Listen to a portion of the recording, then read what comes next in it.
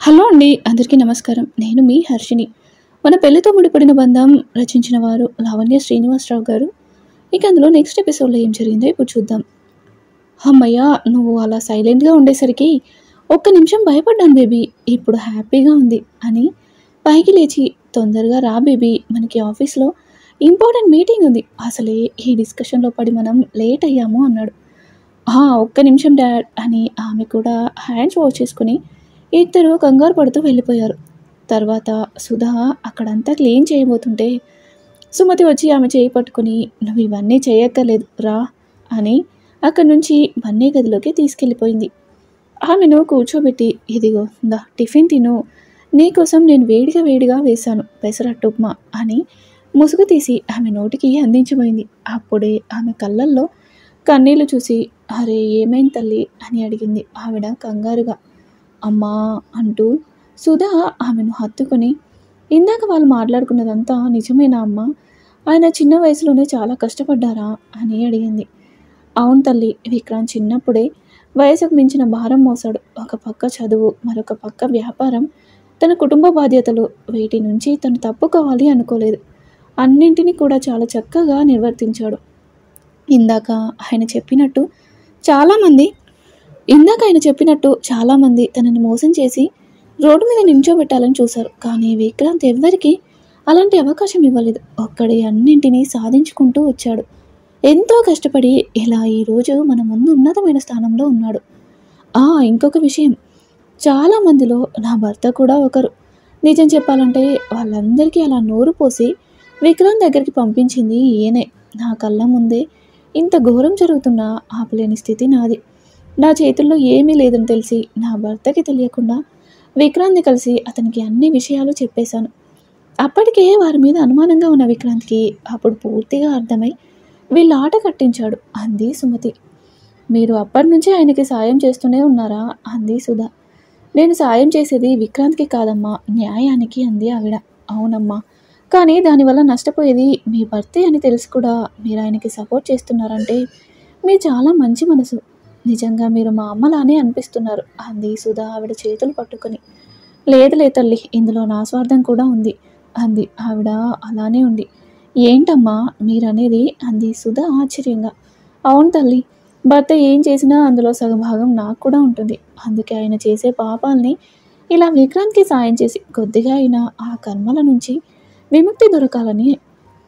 సరే, ఇవన్నీ ఎంతసేపు మాట్లాడుకున్నా తరగవు, కానీ తిను తల్లి అంది ఆవిడ. లేదమ్మా, నేను ఇంటి దగ్గరే తినేసి వచ్చాను అంది సుధా. తింటే తిన్నావులే అమ్మా, మళ్ళీ నా కోసం తిను అని ఆవిడే స్వయంగా ముక్క తుంచి నోటికి అందించేసరికి ఆమెకు అడ్డు చెప్పకుండా తినేసింది. ఇద్దరు వంట పూర్తి చేసి లాన్లో కూర్చున్నారు. అమ్మా, నిన్నొకటి అడగనా అంది సుధా. నీకు పర్మిషన్ ఏంటి తల్లి, అడుగు అని అన్నారు ఆవిడ.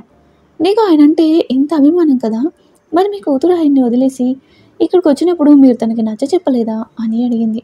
ఎందుకు చెప్పలేదు తల్లి, అహంకారంతో దాని జీవితాన్ని నాశనం చేసుకోవద్దని ఎంతో ప్రాధేయపడ్డాను. కానీ నా మాటల కన్నా దాని తండ్రి మాటలే ఎక్కువ. ఆయన మాటలు విని అతనిపైన, ఆ కుటుంబం పైన పగను పెంచుకొని చివరికి ఇదిగో ఇలా ఒంటరైపోయింది అని అంటూ కళ్ళు తుడుచుకుంది ఆవిడ.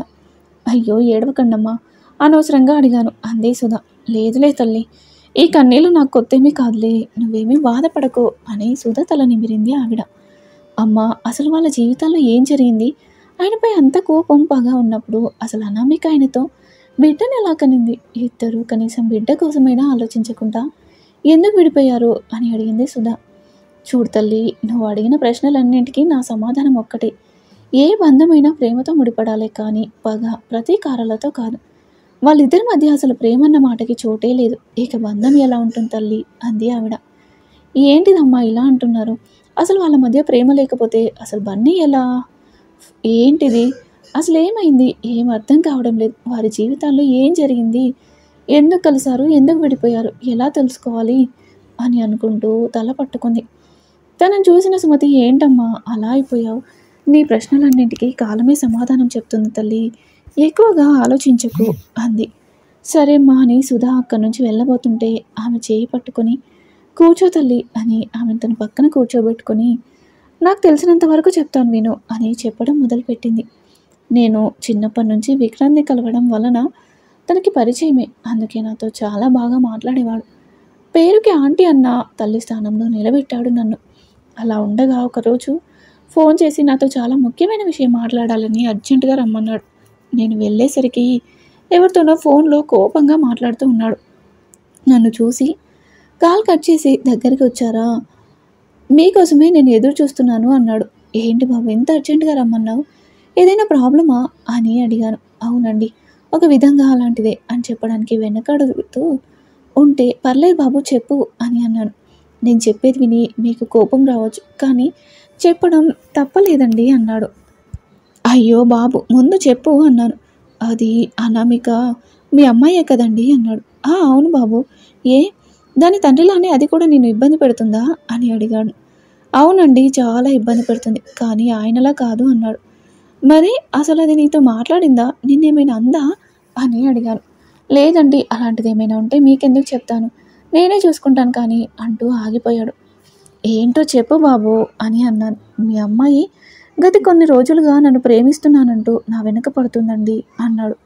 ఆ మాట వినగానే ఒక్కసారిగా షాక్ అయ్యి ఏంటి బాబు నువ్వు చెప్పేది నిజమా అన్నాను. అవునండి.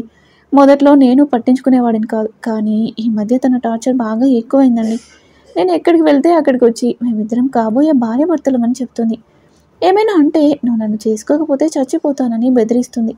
అందుకే ఇక తప్పక మీకు చెప్పాల్సి వస్తుంది. కొంచెం మీరే మీ అమ్మాయికి నచ్చజెప్పుకోండి. లేదంటే నేను డీల్ చేసే విధానం వేరేలా ఉంటుంది అన్నాడు. నువ్వు చెప్పేది అస్సలు నమ్మలేకపోతున్నాను బాబు. ఎప్పుడూ నీ మీద కోపంగా ఉండేది నేను ప్రేమిస్తున్నాను పెళ్లి చేసుకోవాలి అంటుందా అని అన్నాను. అవునండి నాకు అదే అర్థం కావడం లేదు. కాలేజీలో కూడా నన్ను ఎప్పుడెప్పుడు ఏడిపిద్దామా అని చూసేది. అలాంటిది సడన్గా ఇదంతా ఏంటో అని అన్నాడు. సరే బాబు నేను దాంతో మాట్లాడతాను. నువ్వేం కంగారు పడకు అంటూ ఇంటికి వచ్చేసరికి నా కూతురు టీవీ చూస్తూ ఉంది. తను ముందుకు వెళ్ళి ఏంటి నువ్వు మీ నాన్న మళ్ళీ ఏం ప్లాన్ చేశారు? ఆ అబ్బాయిని ఇలా కూడా మనశ్శాంతిగా ఉండనివ్వరా అన్నాను. అబ్బా అమ్మ ఏంటి నువ్వు అసలు మాట్లాడేది? ఎవరి గురించి అంది అనామిక. ఇంకెవరో నువ్వు ఎవరు వెంట తిరుగుతున్నావో వాళ్ళ గురించి అన్నాను. విక్కీ గురించా అని. అవును నీకు ఈ విషయం ఎలా తెలుసు అంది. ఎలా తెలిస్తే ఏంటి? అసలు నువ్వెందుకు ఇలా చేస్తున్నావు? అతన్ని మామూలుగా దెబ్బ కొట్టడం కుదరలేదని ఇప్పుడు ఇలా ప్రేమ పేరుతో మోసం చేయాలని చూస్తున్నావా అన్నాను. ఏంటమ్మా నువ్వు అనేది? నేను అతన్ని మనస్ఫూర్తిగా ప్రేమిస్తున్నాను. పెళ్లి చేసుకోవాలనుకున్నాను. అంతేకాని మోసం చేయడానికి కాదు అంది. చూడమ్మా నువ్వు చెప్పేది నిజమే అయితే సంతోషమే. కానీ అలా కాకుండా నువ్వు ఆ అబ్బాయిని మళ్ళీ ఇబ్బంది పెట్టావో ఇక నీకు తల్లిని అన్నది పేరుకు మాత్రమే అవుతుంది. గుర్తుపెట్టుకో అన్నాను. అలా కొన్ని రోజుల తర్వాత విక్రాంత్ మళ్ళీ వచ్చాడు. కానీ ఈసారి అతన్ని చూసిన నాకే చాలా ఆశ్చర్యం వేసింది. ఎందుకంటే అతనిలో ముందున్న చిలాకితనం కానీ అతని కళ్ళల్లో కనిపించే ఆత్మస్థైర్యం కానీ ఏమీ లేవు. అన్నీ కోల్పోయిన వాడిలా నా ముందుకొచ్చి నేను అనామికను పెళ్లి చేసుకోవాలనుకుంటున్నాము అని చెప్పాడు. ఆ మాట వినగానే నాకు ముందు సంతోషం కలిగిన ఎక్కడో చిన్న అనుమానం కూడా కలిగింది. విక్రాంత్ నువ్వు ఈ మాట నీ ఇష్ట ప్రకారమే చెప్తున్నావు కదా అని అడిగితే అవునండి నేను నా ఇష్ట ప్రకారమే చెప్తున్నా అంటూ తలదించుకున్నాడు. కానీ అప్పుడే నేను విక్రాంత్ని కొంచెం గట్టిగా అడగాల్సింది. కానీ నేను నా కూతురికి ఇంత మంచి అబ్బాయి దొరికాడనే ఆలోచించాను. కానీ అతనికి నా కూతురేంటి అని అనుకోలేదు. సరే అని పెళ్లి ఏర్పాట్లు చేశాం. మళ్ళీ ఏమైందేమో ఇద్దరు మేము చర్చిలో రింగ్స్ మార్చుకున్నామని అన్నారు. అదేంటి అని అడిగితే మాకు ఇలానే ఇష్టం, ఇక మమ్మల్ని ఏమీ అడగొద్దు అన్నారు. పెళ్లి జరిగింది అన్నారు కానీ అసలు వాళ్ళు పెళ్ళైనట్టే ఉండేవారు కాదు. నేను ఇదేంటి అని అడుగుదామనుకునే లోపు ఆ నమిక ప్రెగ్నెంట్ అని తెలిసింది. ఇక నా సంతోషం రెట్టింపైంది. వాళ్ళు అన్యోన్యంగా ఉన్నారని అనుకున్నాను. ఈ శుభవార్త విని నేను ఆయన వాళ్ళ ఇంటికి వెళ్ళాము. అప్పుడే తెలిసింది నా కూతురు ప్రవర్తనలో ఏ మార్పు రాలేదని. మేము వెళ్ళేసరికి భానుమతి గారిని ఏదో అంటూ ఉంది. నేను వెళ్ళి ఇదేంటి నువ్వు ఇలా మాట్లాడుతున్నావు, పెద్దవాళ్ళకి మర్యాద ఇవ్వాలని తెలియదా అని అడిగాను. అమ్మ నీకేం తెలియదు సైలెంట్గా ఉండు, ఇలాంటి వాళ్ళకి ఇలానే సమాధానం చెప్పాలి అని డాడీ అంటూ ఆయన దగ్గరికి వెళ్ళింది. ఏంటి బేబీ ఎలా ఉన్నావు అని ఆయన అడిగితే నాకేంటి డాడీ నేను మహారాణిలా అలానే ఉన్నాను. ఎక్కడైనా సరే నా మాటే నెగ్గాలి, ఇక్కడ కూడా అంతే, ఎవరైనా సరే నా మాటే వినాలి అంది భానుమతి గారి వైపు చూస్తూ. ఆవిడ ఇంకేం మాట్లాడలేక తన గదిలోకి వెళ్ళిపోయింది. తర్వాత విక్రాంత్ వచ్చే వరకు ఉన్నాం. అతని పరిస్థితి కూడా అంతే. ఇది ఎన్నన్నా నోరు మూసుకొని ఉన్నాడు. అది చూసి నా కోపం వచ్చి దాన్ని కొట్టబోయాను. వెంటనే విక్రాంత్ చేయి పట్టుకొని వద్దండి ప్లీజ్ అన్నాడు. ఏంటి బాబు నువ్వు అది అలా వాగుతుంటే ఎందుకు ఊరుకుంటున్నావు? ఇందాక కూడా అంతే పెద్ద ఆవిడని ఇష్టం వచ్చినట్టు మాట్లాడింది. మీరు ఇలానే ఉంటే అది ఇంకా రెచ్చిపోతుంది అన్నారు. ఇప్పుడు తనకి ఎలా నచ్చితే అలానే ఉండనివ్వండి, లేదంటే కడుపులో బిడ్డకి అంత మంచిది కాదు అన్నాడు. అంటే ఏంటి బాబు నువ్వనేది? ఇది ఇలా మిమ్మల్ని బాధ పెడుతూనే ఉందా అని అడిగాను. ఏ ఏంటి నువ్వు, ఇది వాళ్ళింటి విషయం, మధ్యలో కలుగ చేసుకోకు. అయినా బిడ్డ కోసం ఆ మాత్రం భరించాలి, భరిస్తారు కూడా కదా అల్లుడు గారు అంటూ నా భర్త విక్రాంత్ని చూసి నవ్వాడు.